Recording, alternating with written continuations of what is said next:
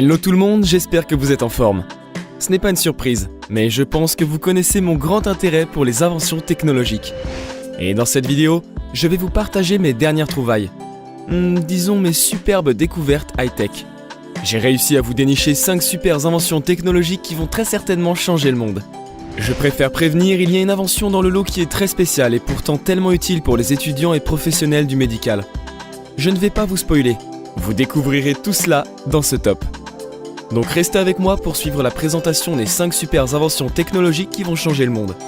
Avant de visionner cette vidéo, n'oubliez pas de vous abonner à Atech, c'est gratuit et super cool. Ah oui, je n'y pensais déjà plus. Mais laissez-moi vous parler du nouveau service exceptionnel de Bunk, la néobanque néerlandaise. Ils ont créé une nouvelle carte nommée Green Card, qui est complètement folle et très futuriste. En effet, pour commencer, si vous l'utilisez, vous contribuez fortement à l'amélioration de notre environnement. Lorsque vous dépensez 100 € avec cette carte en métal, Bunk plante un arbre. Et oui, cette carte est faite en métal, avec 50% de plastique en moins et a une durée de vie 50% plus longue qu'une carte classique en plastique.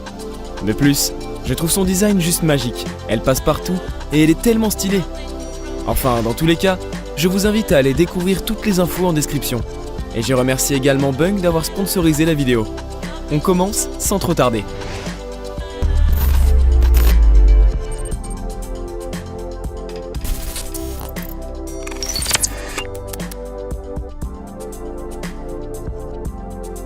Un nouveau concept intéressant de bateau-taxi sur l'eau a été révélé sur le lac Lehmann en Suisse.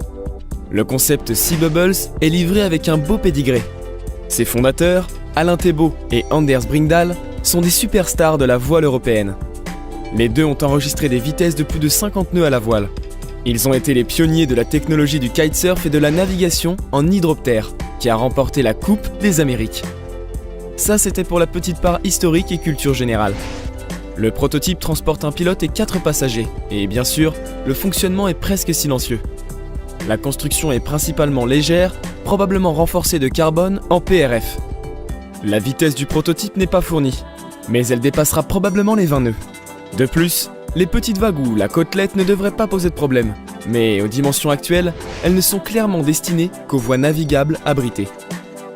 Perso, j'aime bien ce concept, ça ne me dérangerait pas du tout d'y faire un tour. Et vous ?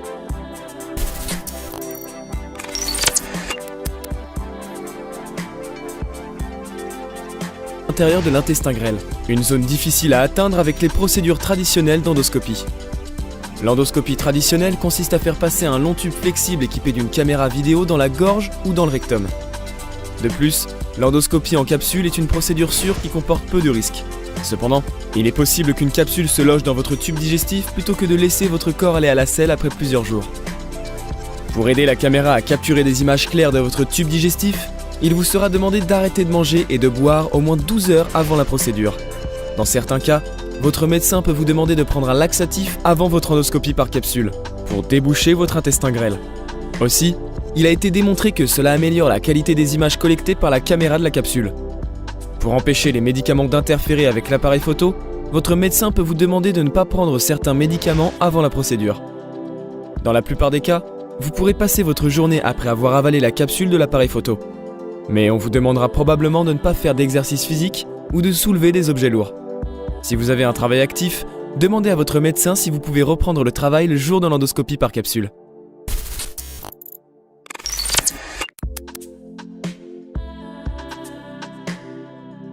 C'est bon, nous y sommes. C'est la fameuse invention dont je vous parlais en intro. Ma première réaction en découvrant cela a été très particulière. Mais après coup, j'ai pas mal aimé. N'hésitez pas à me dire en commentaire quelle a été votre réaction lorsque vous avez découvert cette invention. Et ce que vous en pensez maintenant. Syndaver Labs crée des cadavres synthétiques pour la recherche, la formation en anatomie, la formation en chirurgie, les sciences de la morgue et bien plus encore. Cela peut sembler et avoir l'air effrayant, mais les cadavres synthétiques révolutionnent l'éducation médicale depuis la création de la société en 2004.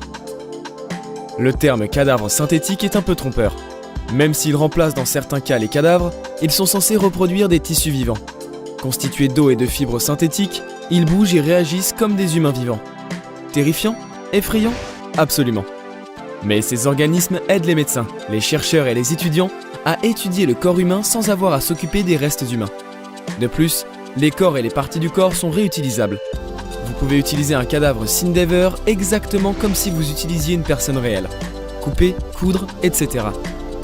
Lorsque vous avez terminé, vous pouvez acheter de nouvelles pièces pour tout recommencer. De même, vous pouvez acheter n'importe quels éléments du corps Syndever dont vous avez besoin. Avez-vous effectué une intervention chirurgicale sur le rein du corps? Il suffit d'acheter un nouveau rein.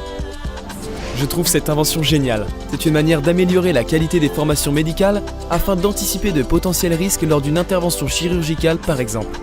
Et toi, qu'en penses-tu?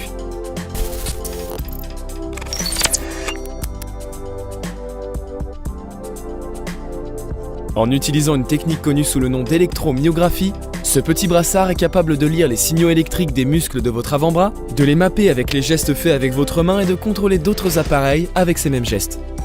C'est un changement radical par rapport à la manière dont les commandes gestuelles sont généralement enregistrées. La plupart des systèmes de contrôle gestuel détectent toujours les mouvements avec des caméras. Et ces caméras peuvent être perturbées par de mauvaises conditions d'éclairage, par la distance et par de simples obstacles. En tirant les informations sur les gestes provenant directement des muscles de votre bras au lieu d'une caméra, Mio contourne tous ces problèmes. Pour lire l'activité musculaire de votre avant-bras, Mio l'enveloppe en 8 blocs différents, chacun contenant un capteur EMG de qualité médicale. Le brassard utilise également un gyroscope à 3 axes, un accéléromètre à 3 axes et un magnétomètre à 3 axes pour détecter le mouvement dans n'importe quelle direction.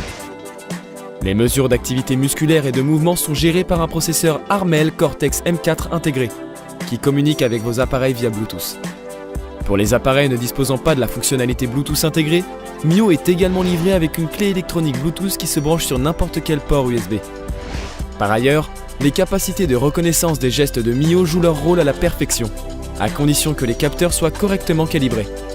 Cela peut prendre quelques tentatives pour que tout soit parfait, mais une fois que vous y êtes parvenu, Mio fonctionne avec clairement 0 défaut. Enfin, parcourir vos listes de lecture iTunes et vos présentations Keynote n'est que le début. Talmic a mis Mio entre les mains des développeurs bien avant la sortie de la version générale. Désormais lancé officiellement, l'appareil dispose déjà d'une bibliothèque non négligeable d'applications et de plugins. Dans Mio Marketplace, vous pouvez télécharger des intégrations pour tout type d'applications, de jeux et d'utilitaires. Netflix, Spotify, YouTube, Minecraft et bien d'autres. Pour le coup, moi je trouve ça vraiment stylé. Ça fait un petit peu super-héros, et c'est ça qu'on aime.